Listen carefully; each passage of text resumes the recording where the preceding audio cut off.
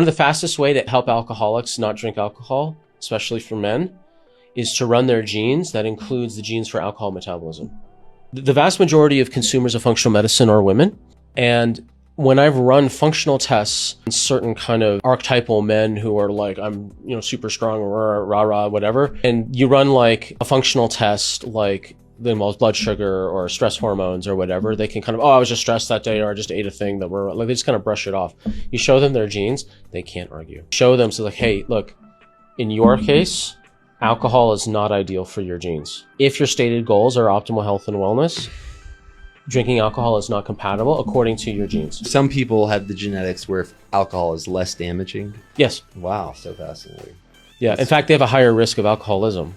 The ones that are less damaged, because they don't feel the immediate flushing and feeling sick. A lot of Russians, maybe. Yeah, it's actually called the Asian flush, because a lot of people who are from Asian ancestry, they have the genes that make it harder for them to metabolize alcohol, to the point where it's been colloquially called the Asian flush. Yeah, I know a little bit about this. There's a triad of genes. If you've got the genes for easy metabolism of alcohol, combined with the genes where you are not averse to the taste of bitter, and combined with the genes where you crave sugar, now that's a recipe for alcoholism. I think I have the first two. Okay. Not the third.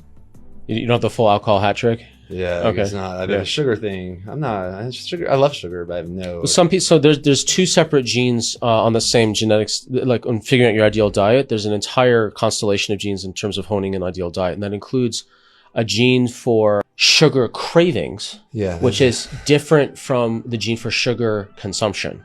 Okay. So you can have people that have really high genetics for high sugar craving, but low sugar consumption. These are the people like, I just need 1 square of chocolate. I'm done. I hate these people. I absolutely hate these people, because I have both. I have the thing where I crave sugar and overconsume. I used to be a former sugar addict. Interesting.